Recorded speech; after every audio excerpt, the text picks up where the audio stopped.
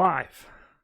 We might have been live before that, but who knows? What's going on, everybody? Sunday night, 5 o'clock, but I'll be honest with you. My body feels like it's 6 o'clock. Your body is ready. Yeah. Sunday night slate, 6-gamer. We've got a lot up in the air right now, and I'm joined by my partner in crime, Fast Fear. What's going on, man? Not a lot. Doing well yourself? I can't really complain. I'd like my hour back. I hate daylight savings time in the spring. I much prefer the fall. Everybody loves that extra hour of sleep, myself included.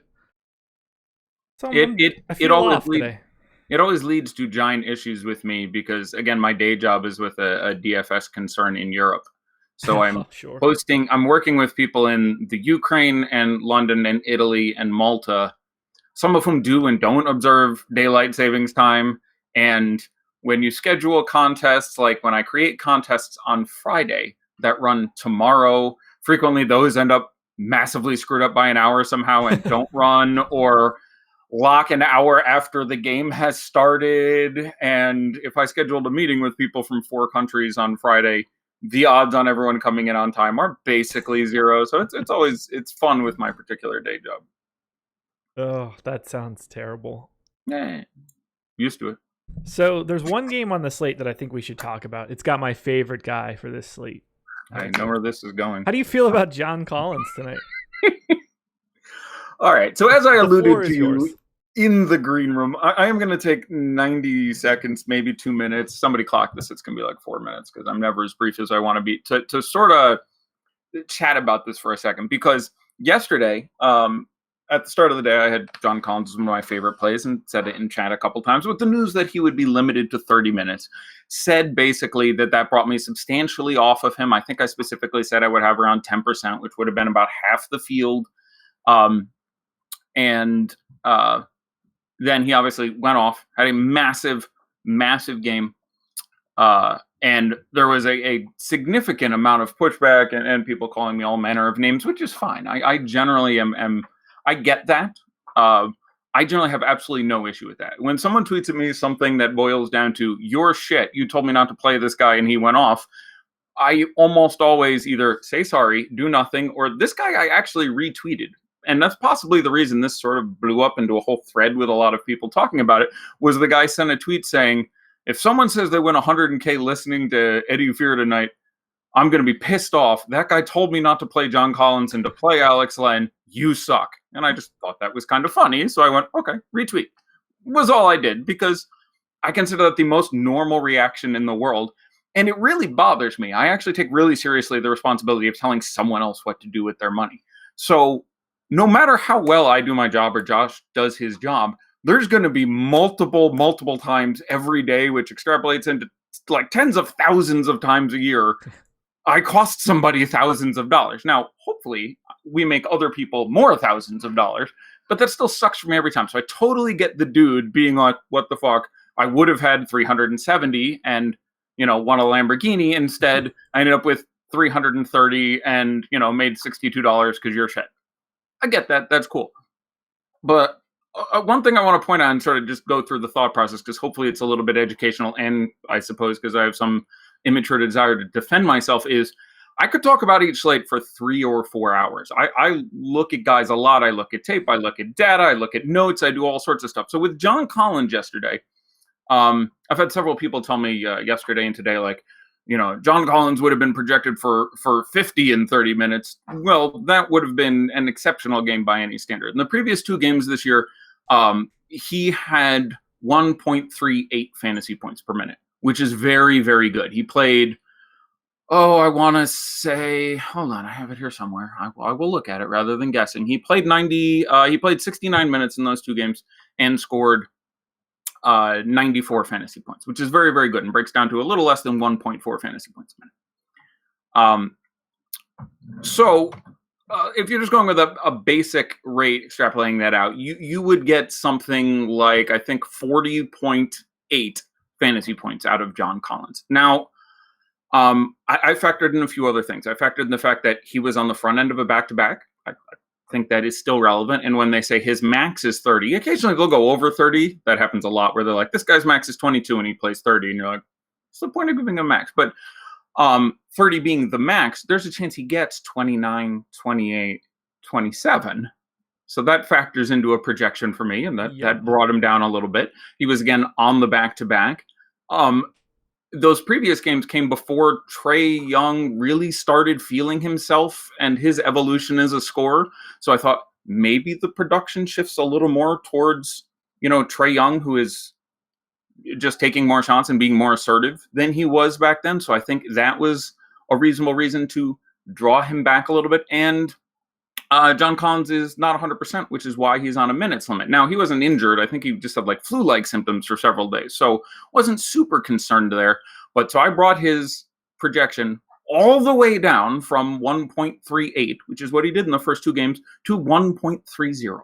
And giving him 29 or 30 minutes, I ended up with him getting about 38 fantasy points and said, you know what, it's 7,200 and 7,900. I'm not that super excited about that, especially when he's going to be popular. So I'm going to look some other places. And I don't think that process is incredibly wrong. Now, maybe it is. Maybe you disagree with some or all of that. And this is, by the way, for a player who averages 1.14, I think, fantasy points per minute on the season. So I had him at 1.30.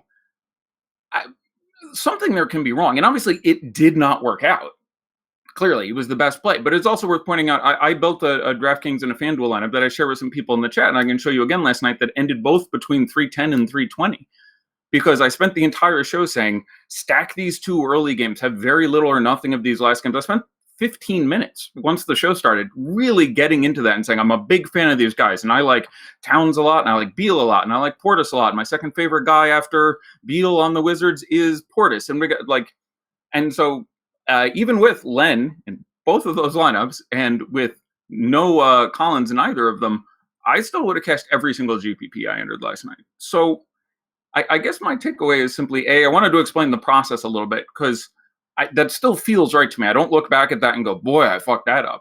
If you want to say, look, I think the matchup is so good and Brooklyn's paying a little faster than they were back then, which is factually correct. So I want to bump it up to 1.35, or I think it's even better. I want to make it 1.45. That's great, but you would still get a projection of 42 or 44. 62 was right the fuck out of left field, which was obviously possible at all times. And I specifically said, obviously there's still a possibility for a ceiling. It is a great matchup, but the minutes limit would make me look at some other guys I really like. All of them are pretty good. So I don't know. I just want to take a minute and explain that process because I very much understand it when people go, this guy was massive and popular. This asshole didn't like him. I don't like that guy. I get it, but just for reference, I really thought the data and the math, and I put a lot of time in, and I could spend that however many minutes that was talking about every single guy on the slate. But unfortunately, because I got to go through 5-6 games, and there's you there, or Chris, or EMAC, I can only spend 17 seconds on each player. So it ended up coming out as, I'm much less interested now. I'd have 10%. I think I'd be less in the field, and then move the fuck on. So there's well more time than I ever want to spend on one player, but just for anyone who wanted my take, there it is. Well, if it helps you at all, I think half of the YouTube chat hates you for talking so long now, so we can't win no matter what we do. Yeah, that's fair. Don't blame them. Let's get into today's slate. That's fair. That's what we're supposed to be doing. So sorry for being selfish and taking that time for myself. No, you should have done it, and I appreciate it. I was hoping that you would have went for 50 more minutes just to irritate the rest of the people. I think that was 7 minutes, by the way. It was. It might have been 6. I went for a while there. 2 minutes was really underestimating my ability to run on. So let's do it to it. How dare you talk on this free show for everybody? Some people are paying. Some people are paying for it.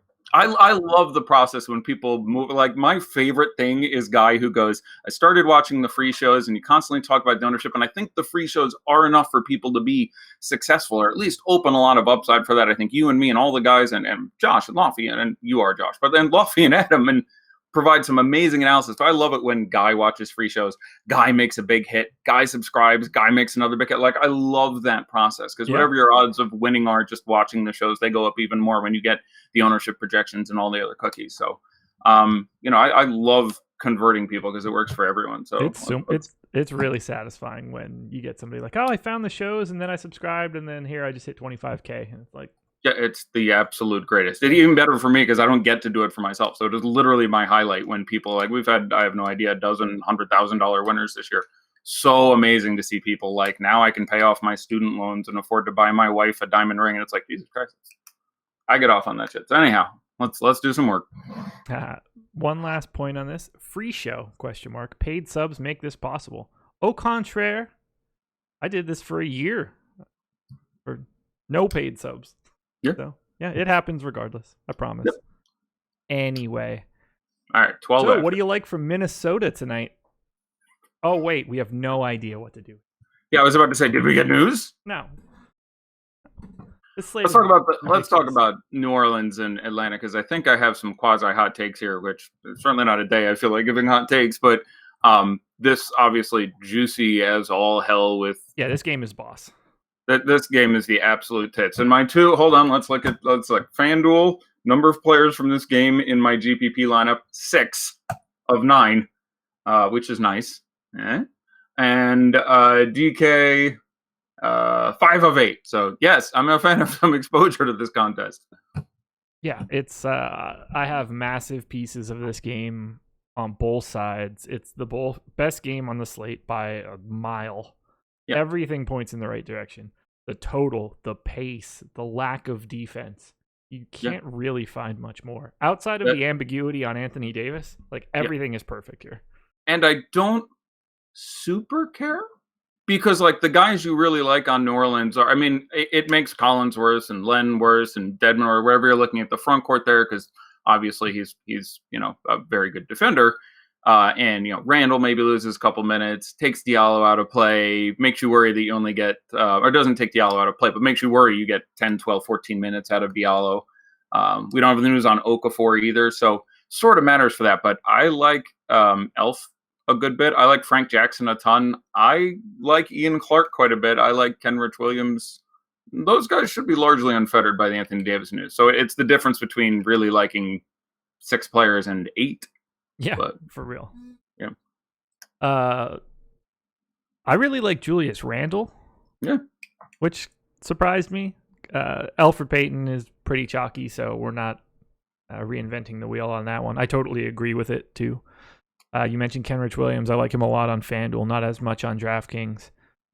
You mentioned Ian Clark. I love him as a FanDuel punt for sure. 3,500, you can't really beat that. I feel the same way about Darius Miller and Check Diallo. Like, I want to use all 3 of those guys as the core of my drops on FanDuel. Yeah, FanDuel, I currently have 4 Pellies in there, and none of them are Julius Randle. Peyton, Kenric Williams, Ian Clark, Darius Miller. You mentioned Frank Jackson. Jackson, Clark. I don't have Elf because I have Trey and Frank.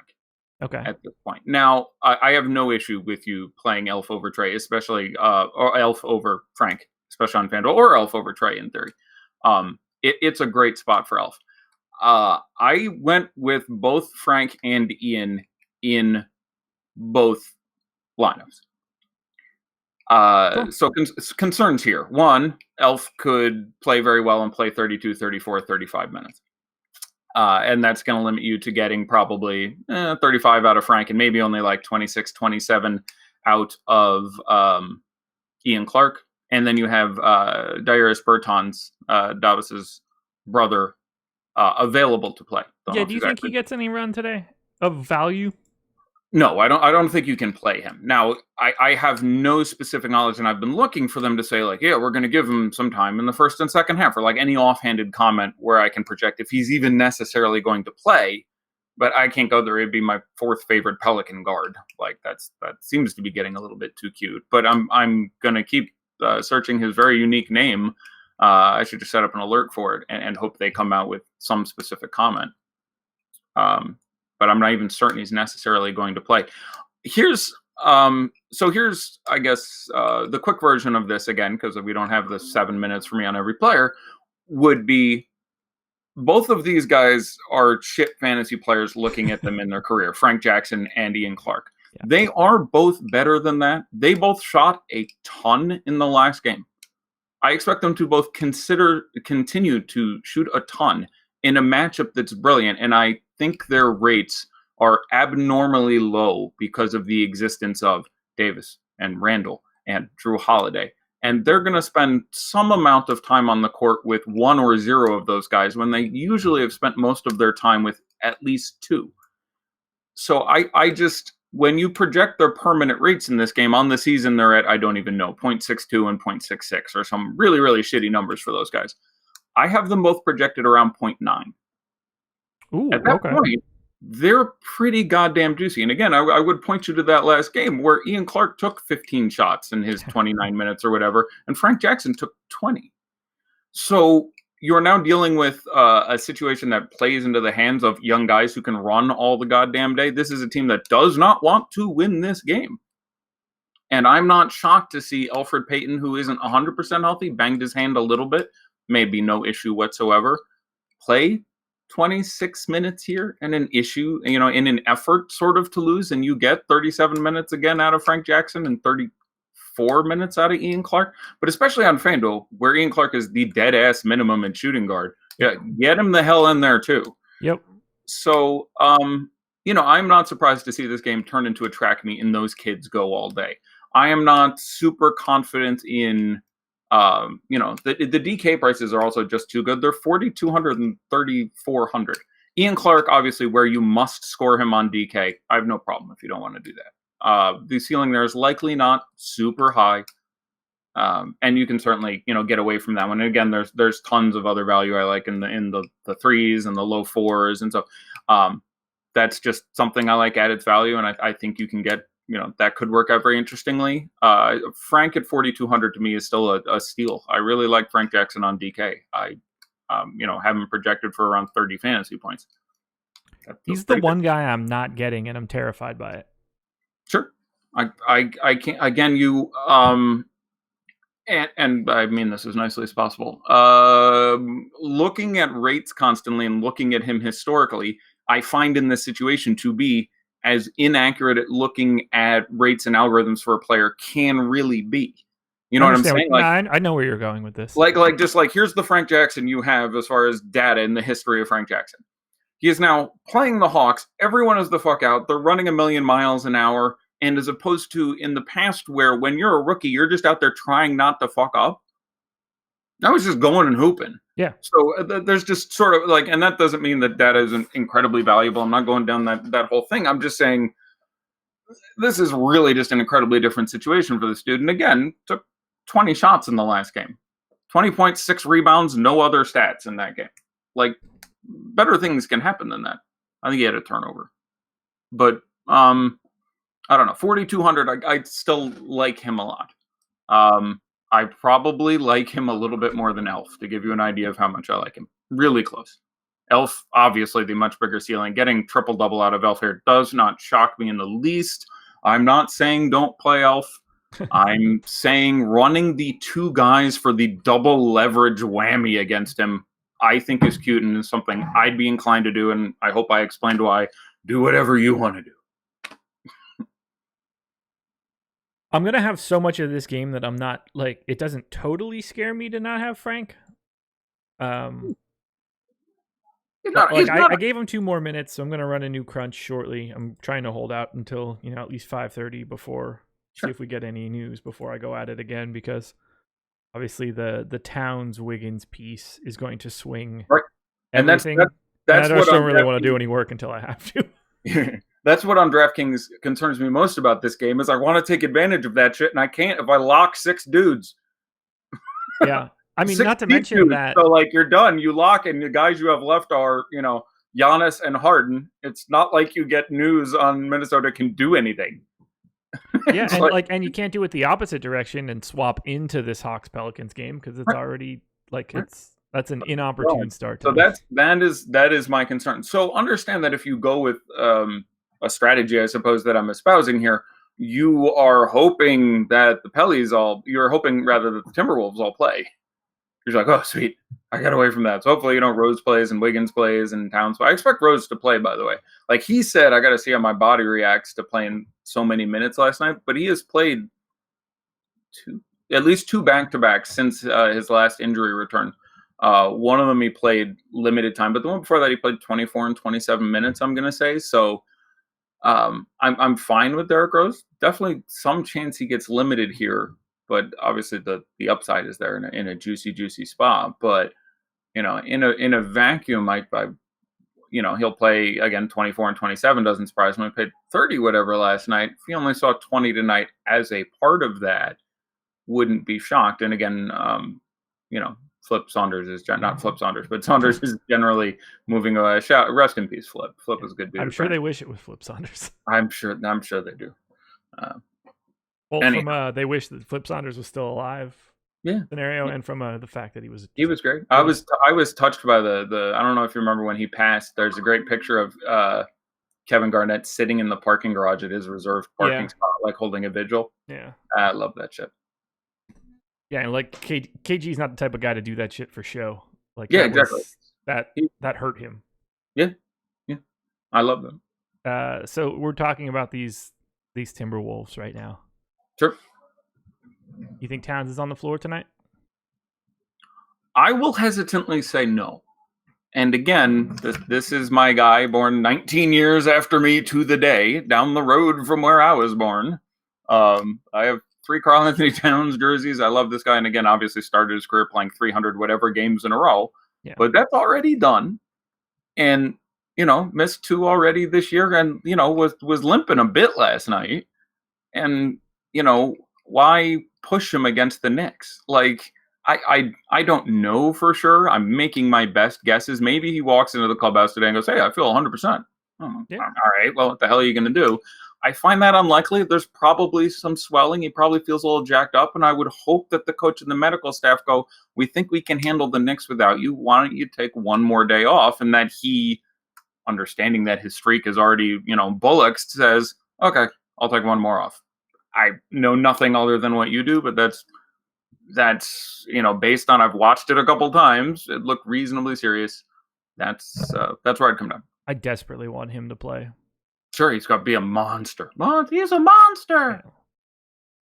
Just we have so many people he had a doubtful tag on him overnight for reasons that were completely made up. Everybody's playing armchair doctor on this one. MRI comes back fine.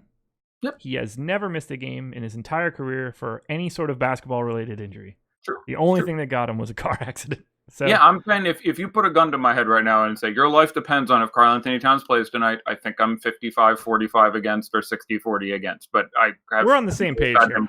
Yeah, I don't see the upside of him playing. Right. What are you hoping to why do that to your franchise, dude? Like, if it's any more likely that he doing compensatory bullshit, blows out an ACL, why risk that at this? It's common sense. He should not play if he doesn't feel like 100%. If he walks in and goes, yeah, I'm good. Okay. Right. People born on the Ides of November were freakish healers. I got nothing. All right. So Hawks. Yeah. Let's hit on the Hawks quick. And then we'll circle back to the full-on Minnesota walkthrough because those are really the things that we need to do. You're going first on John Collins. I'll be underweight on both sites. It has nothing to do with his performance last night. What? I'm sure it does to a lot of people. I don't care whatsoever. He's at 24% ownership on FanDuel and 20 on DK. I'll have slightly less than that on FanDuel and half of that on DraftKings. Yeah, that's what I would do. Listen, if there's one edge in DFS across every sport, format, whatever the hell, it's that people overreact to the last day. Yeah.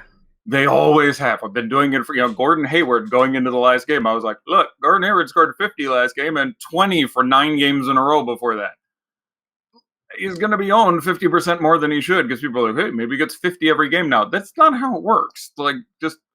John Collins was good for more than 2 fantasy points a minute last night. It was the best game of his career. He had a 30-20 game. He and Trae Young had a 30-20 game next to a triple-double for the first time in the league in 27 years. It's a great matchup. I would never say to someone, don't play John Collins because the ceiling is quite obviously there, as I know better than anyone. What ceiling? But, what's the worst that could happen? How bad could this possibly go? I swear to God. But yeah, I think I would have less than those chalk numbers just again for the reason that there's other guys I like. And have we heard specifically he's on 30 minutes again? I gave him 30. Sure. I think that's the logical thing to do. I'd be very surprised if he played more than 30 minutes on a the second end of a back-to-back. Yeah, they've announced that he's starting again. Yeah.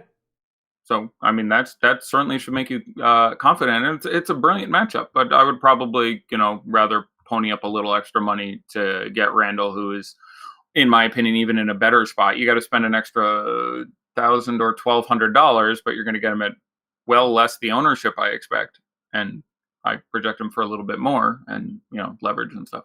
Plus, I'd rather take that Collins money and spend it on Trae Young. Because... Sure. Oh, I mean, Trae Young, I guess we're burying the lead with just, I don't know why the price is going down when the matchups get better and the usage keeps going up. But, yeah, my guy is not fucking around. No, I can't get enough of Trae Young here.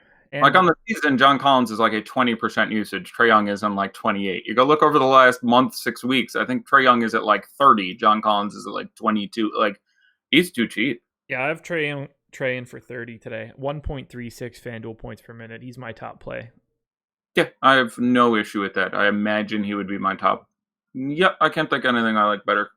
Yep, he'd be my top play. Rest of this game, again, looking at last night's game, there wasn't as much time as you'd like to see for Horder or Bazemore if you were going to go at one of those guys. Yeah. I would rather Horder between those guys because I they're both in that might only get 20 minutes, might get 30 minutes sort of spot, and you save $1,000 going to Horder, who isn't as good as Bazemore, but the $1,000 makes it worth it. So probably I'd rather play on DraftKings or FanDuel, Torian Prince over either of them. I have quite a bit there, so that makes me feel better. Yeah, with their lack of bigs, he gets some time at the 4. That increases his rebounding game. Wasn't brilliant yesterday. Was another guy I liked a lot. I think he had 26, somewhere in that range, which certainly didn't kill you at 45, 44 or whatever, but no issue going back there. And what's another obviously delicious matchup? I don't have a problem with Alex Len on FanDuel. It wasn't like he was bad last night. Like, fantasy basketball and basketball don't always add up. He took 14 shots. He made 7 of them. He was 1 of 7 from 3. Had some rebounds. Just didn't happen to pick up any peripherals. Played his 29 minutes. They've already said that if Dedmon, they've said Dedmon is available, but he's going to come off the bench and play 20 minutes. That shouldn't overly affect Len. It's not good news for Len. No. Like, now you're dealing with scenarios where Len gets 20 minutes. Yeah, I only have him in for 22. I have him for 24, so that's right. So it's definitely, now there's still 28 upside there. He can get, going off in a very good matchup. You can get foul trouble on other guys, yada, yada. So yeah, I still have him. I don't have an issue going to him. Yeah, there is still a ceiling there. But again, he's just well too cheap on FanDuel. Again, he is $900 cheaper, dollar per dollar on FanDuel, which not many guys are cheaper on FanDuel. He's the only guy in this game. No. Check Diallo, also $900. Diallo, 39. Yeah, I forgot. That's right, across the ball. Not really the same sort of thing we're talking about here, unless AD gets ruled out. But yeah, oddly enough, these two massive flip flops in price are both in this game. I have them. I'm very interested in them. And again, FanDuel. I love Check Diallo. Right now, I got the double punt there with Check Diallo and Darius Harge. Yeah, I have, as of right now, I have 124% total ownership to Diallo, Darius Miller, and Ian Clark. Yeah, that's fine. I mean, Darius, I guess I get. You're getting some direct leverage off what I assume is a chalky Kenric Williams. He is 25% owned. Okay, yeah. So that's I'm totally fine with that. And small forward, notoriously a spot that has a bit of a murky underbelly compared to the top end. So all right. Well, let's move on and touch on some other shit. Well, let's talk through Minnesota because there are a lot of, I don't know, like it's like a choose your own adventure book, basically. Yeah, there's a lot of ways this can go. So let's say right off the bat, this is hypothetical. This is not news. Don't freak out, people. Let's just say that Karl-Anthony Towns and Andrew Wiggins are out. Both. What is the fire up process we're doing here? Jesus Christ. Okay, so it's basically everybody, right? Like right. All right. So you can look at my rankings, which you get by being a member here at Osmo.com. See, Tom, I pitch stuff. See, I did it. If you look at my rankings for Minnesota, every single guy, including the questionable guys, have a GPP rankings. Yeah. Every single one in tournaments has an A ranking. Towns, Wiggins, Teague, Rose, Gibson, Sarge, Okogie, Bates, Diop, and Jang. all have A's for tournaments. They have between D's and B's in cash. No one's an A in cash right now. I prefer D's. I know you do. That's nice. But yeah, like Jang, Bates, Diop, Wiggins, and Towns are all D's in cash right now for me. But every single player on the team is an A in tournaments. And it's not that different of a situation from like in New Orleans, everybody who of the 9 players I ranked, everybody but Davis and Darius Miller are A's in tournaments. Darius Miller is a B. Anthony Davis is a C. But yeah. Yeah, if they are both out, I couldn't tell you to not play Teague, Rose, Saric, Okogie, Gibson, Tolliver, Bates, Job. Like it's there's just too many Tolliver, minutes. and I should have. He's not out of play. I reflexively pulled him, but he should be in my rankings. That's an error. I usually rank all the players I would consider having in 150. I'd have some Tolliver. I really would. If Wiggins is out and it's just Wiggins, just proceed like it's yesterday. Yep. I assume that Keita Bates' job starts. Yep. Bates Diop becomes certainly usable. Good game yesterday. Had like 20, 24, 25, something, I think. Had himself a decent game. That's just fine. Interesting to compare him to other guys in that eventuality. But yeah, if they're both out, I would guess I was going to say let's sort of rank them in these scenarios, or at least like top 3 them. So let's assume they're both out. Okay. I think my top 3 would be in order using DraftKings pricing. Saric, Teague, Rose in that order. Oh, I would go Teague, Taj,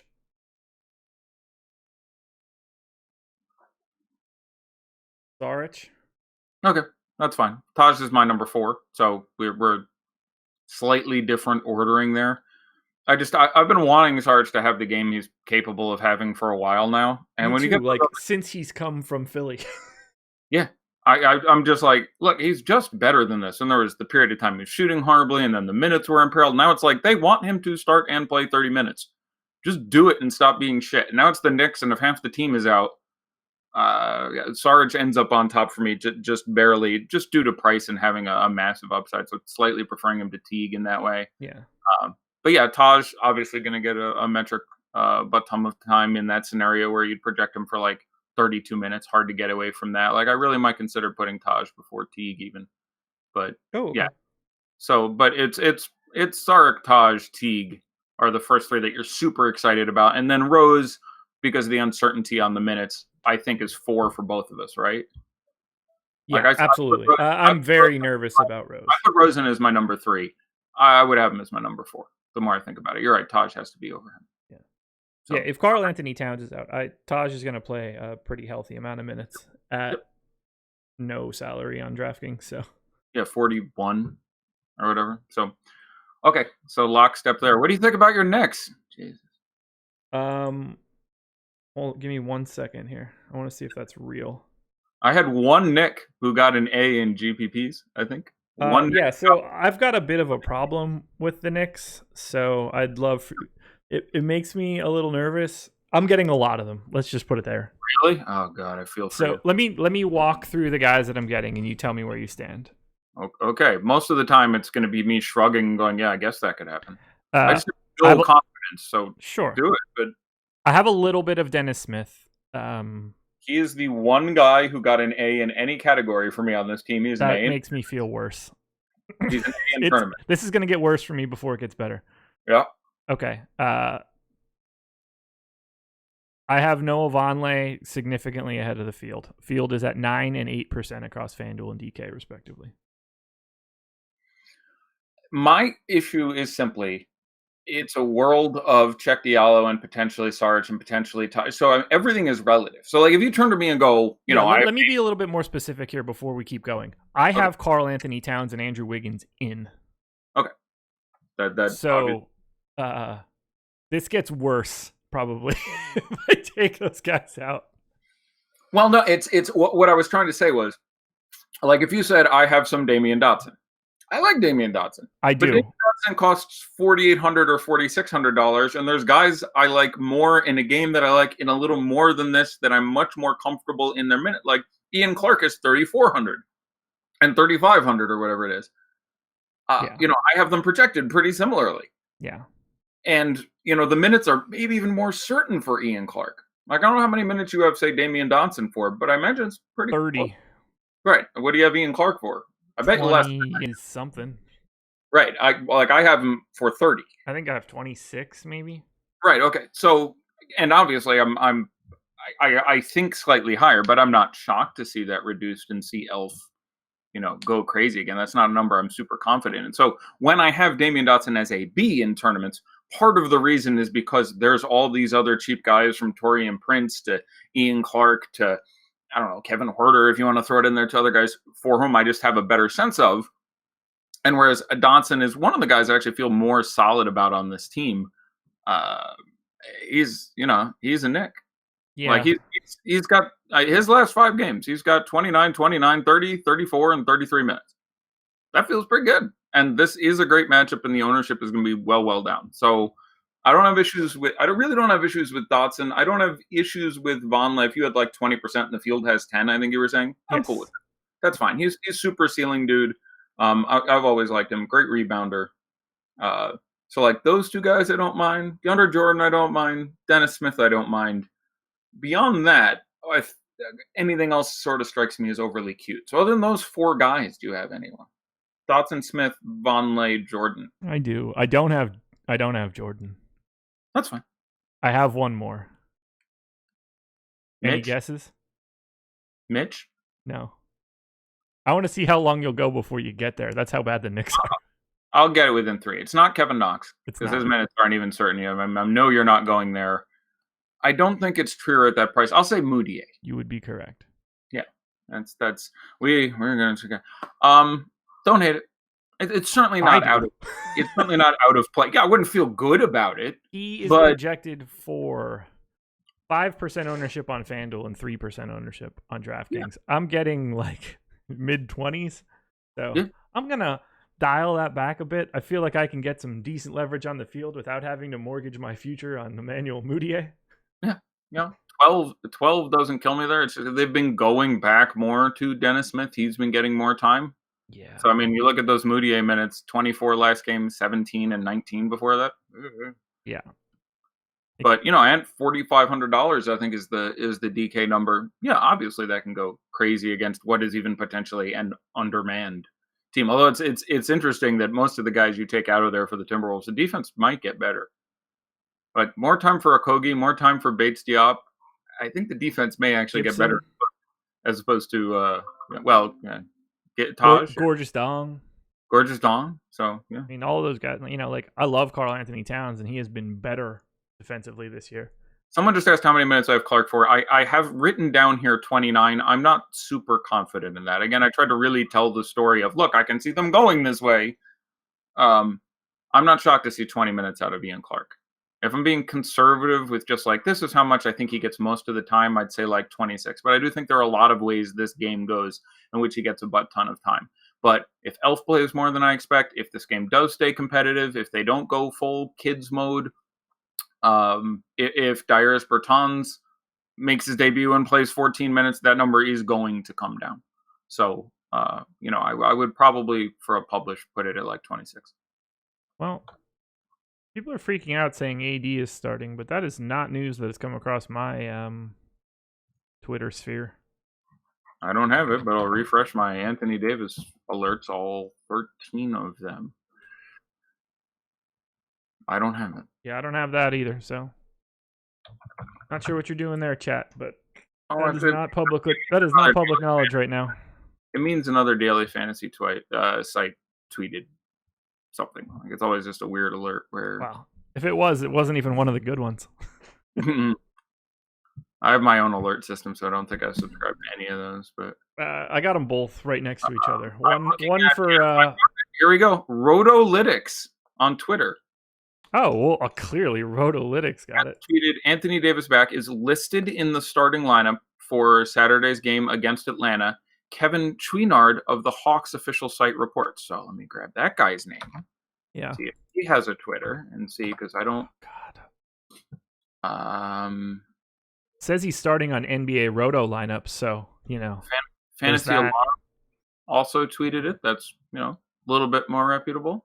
I know who they are. I've heard of them, so we're giving you a thumbs up there. With the exact same quote. And here's the quote. All you have to do is just tweet that out once, and you can get 400 people to be like, "Oh, well, that must be gospel because Twitter said it." Slightly fewer followers than I do. Writer for the Atlanta Hawks, so he works for the team, and said, being no issue with him, because he said, "I would not write anything in granite, but Anthony Davis is listed among the starters." So, and he shows the starting lineup sheet that is handed out by the teams, and it lists Elf, Frank, Randall, Davis, and Kenric. So there it is. Porter, Prince, Collins, Len, Young for the Hawks as expected. So he is showing this sheet, which does not have a timestamp on it or anything, but that's the sheet they were given. That doesn't mean anything to me. Nope, zero. I guess it means something, but there's he's not inactive. We don't know that. What I'm saying is they have an inactive list there, and they've got 3 listed, and I don't think they would list him as inactive regardless. Yeah, okay, that's fair. I'll look at that way. Yeah, and they have Etuan and Drew and Trevion, who blew it, all listed as inactive. So,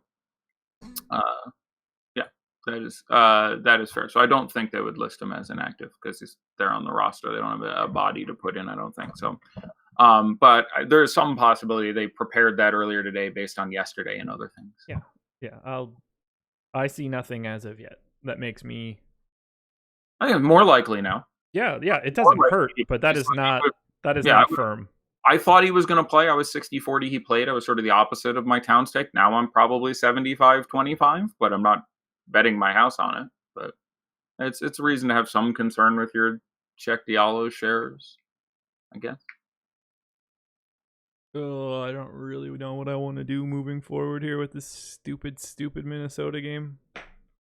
Yeah, we're 2 minutes away from like when I know that I need to start. Yep. And I just on DraftKings, I don't care. I'm treating it like everybody's in, and then I'll deal with it afterwards. On FanDuel, it's like, oh well, in a perfect world, I probably have like 25% Towns tonight, and like I can't do that. So, I saw some comments in chat before. You like Luka a ton on DraftKings, right? I did earlier. Let me double check that that's still true, and it is.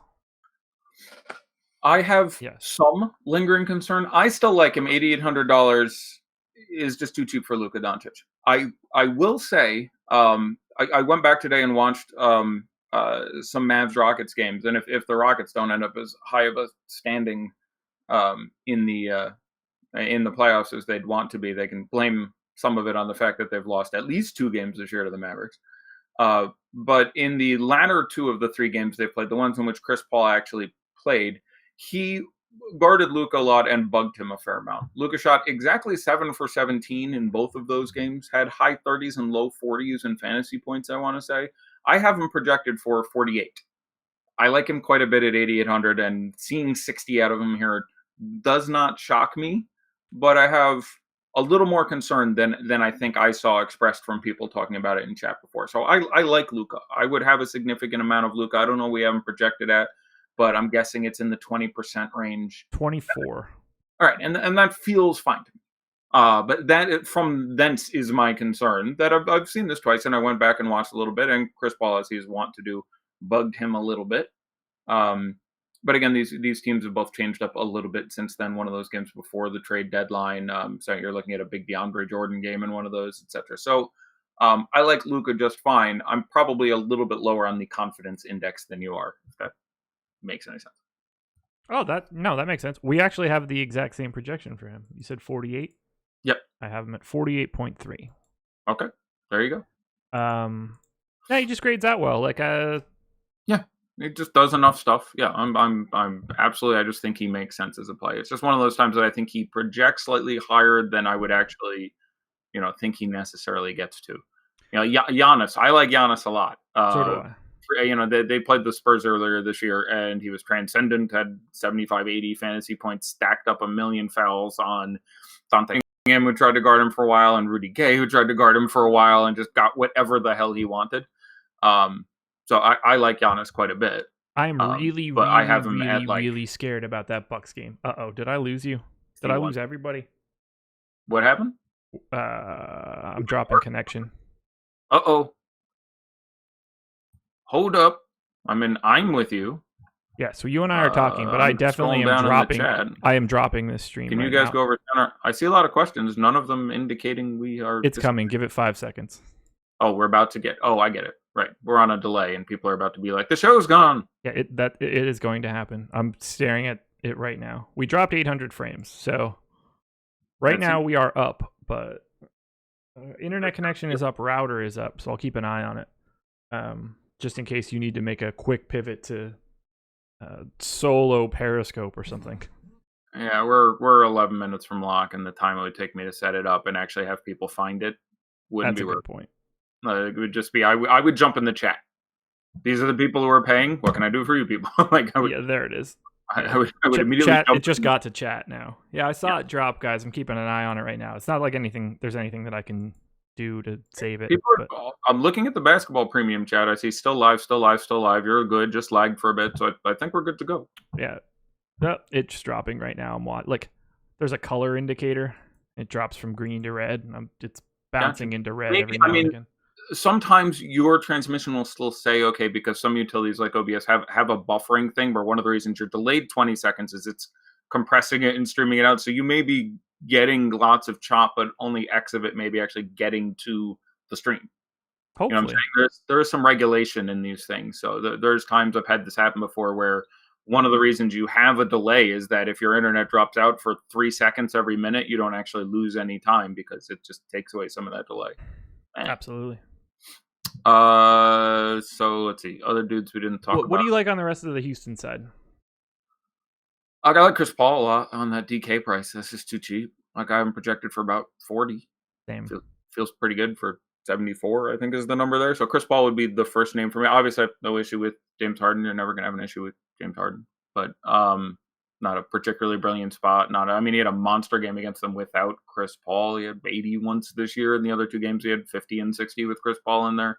It's a James Harden spot. There's a lot of value I like. So I like playing some James Harden because a lot of your best lineups, even if James Harden have 61, would have James Harden in there. So no issue with you playing Jimmy.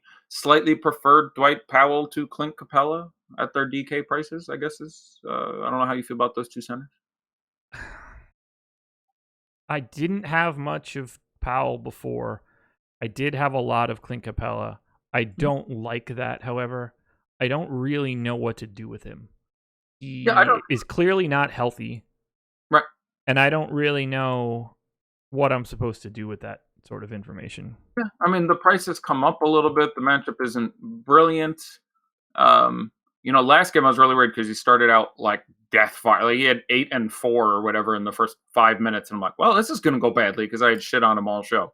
And then he slowed the hell down and ended up in 29 minutes with like 35, 36 fantasy points.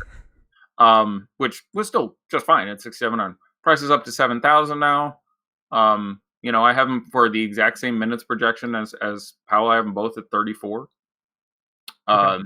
So I will save $700 and play Powell, who I think is safer but has less of a ceiling. It sort of depends what you're doing. But neither of them are a must to me. Okay. Diallo or Holmes FanDuel GPP? I would play check Diallo. Yeah, it's just not close. Like Rashawn Holmes is in play for me. I think that's a very real chance they get destroyed. But that's a tough one. I have a feeling I like the Warriors less than you do. I don't really have a ton right now. Let me see if that's changed. I just run a FanDuel crunch for myself. I'm gonna get to DK now. I like Boogie quite a bit on FanDuel. I don't have all that much of any of these other guys. I'm under the field on every single one of them. Okay, the field being 10, 12, 14% on... So on FanDuel, it's 22% Durant, 18 Curry, 14 Clay, 18 Draymond. I'm not over any of those numbers right now. Yeah, I want less than all those numbers. Like, I think... All right, so these two teams have played 3 times this year. There was a big-ass blowout where everyone didn't get their full minutes, a big-ass blowout where everyone didn't get their full minutes, and then the third game, which ended up being a 10-point game. And I'm going to look if I can do it in 30 seconds, but... I believe 1-1 and 0 of the Warriors were good in those 3 games. Hold on. I've got it. Drop. Okay, so first game and literally the first week of the season. DK scoring being as nice as possible. Steph Curry had 51.5. Draymond had 30. Durant had 33. Klay Thompson had 30. Okay. Second game, New Year's Eve. Golden State in Phoenix, won by 23. Draymond had 27. Durant had 33. Klay had 25. Steph Curry had 54. So apparently Anthony Davis is in the layup line. Okay, he's going to play then, I presume. Nice. And then you look at the last game, which was a 10-point game. They won in Phoenix, 117-107. So they only won by 10. Klay, 44. That's good. Steph, 44. Durant, 34. So Durant, 3 pretty shit games there. Cousins was in for that one, 35 in his 26 minutes, and 22 for Draymond in his 26 minutes. So, I don't think that is apropos of a ton there, but I don't think I want more than a Warrior, I guess is my point. Like, I like Cousins. You end up with Cousins and Klay or Cousins and Boogie, I can kind of get behind it, but more than one of Cousins, Durant, Steph seems a little too cute for me. You need things to really go well, and that's a lot of money to spend. And at that point, I really want to run it back with like Devin Booker. Now I'm spending a ton of money on a game that I'm not super excited about relative to the others. So certainly would have some exposure here. Yeah. But yeah. And again, in all the reason I thought to look at that is because the guy mentioned Rashawn Holmes, and I was thinking, in either of those blowouts, did Rashawn Holmes get there? Spoiler, no. Yeah, like I would say, 1.5 Warriors are probably really good today. Yeah, I think I would be closer to 1, but okay. Feel it. Yeah, that probably covers that game. Okay, right, so, I want to get your thoughts here. The Spurs are 1.5 point favorites at home against Milwaukee today, which surprises me. Yeah, that seems a little disrespectful to the Bucks. Well, it made me think: are we going to be missing a buck tonight? I don't hate Bledsoe on DK, obviously. I know, I love him too, and that's what's giving me. He's a double A. He's a double A in my rankings. Like he's at 6,200. That's just too cheap. I like the man. White does a lot of things very well, but he's not the defender DeJounte Murray is when he gets back. You gotta call those people Arn Anderson. Oh my God, 4 horsemen. The Enforcer. Sorry, I had to get that in there when I heard you say double A, especially because you know who that is. I love a good spine buster. So that's my second Arn Anderson conversation today. I was playing Apex Legends with a guy who is a professional wrestler from Florida. I don't know what Apex Legends is. It's Fortnite, basically. It is a battle royale shoot 'em up game. Good. Keep going. It's a game. It's a video game. Anyhow. That's very weird that I've talked about Arn Anderson twice in the last 24 hours. Anyhow, what a wrestler, by the way. That guy's so solid. Now I've completely lost what I was saying. That's my God fault. damn it. Oh, Derek White. Yeah. So yeah, Bledsoe at 6,200 is just too good. That's just simply a misprice. Yeah. He's about appropriately priced on FanDuel, but he should be 7.3, somewhere in that range on DK in a matchup that I don't hate whatsoever. Like that's fairly safe, and there's some real upside there. Obviously, a close game. You're saying 1-2 point line. So yeah, I like E-Bled quite a bit at 6.2. Okay. Same page there. Yeah, and Giannis, obviously. Oh yeah, of course. Yeah, I just I've had my eye on it all day because I'm not confident in our normal people playing for the Bucks tonight. I just don't have I can't back that up with anything. It's not like I have a thought on who it's going to be. I'm just surprised that the line is what it is. I would have expected the Bucks to be favored by a point, and moving it by 2 points is like what happens if Chris Middleton doesn't play today. Yeah. So. No.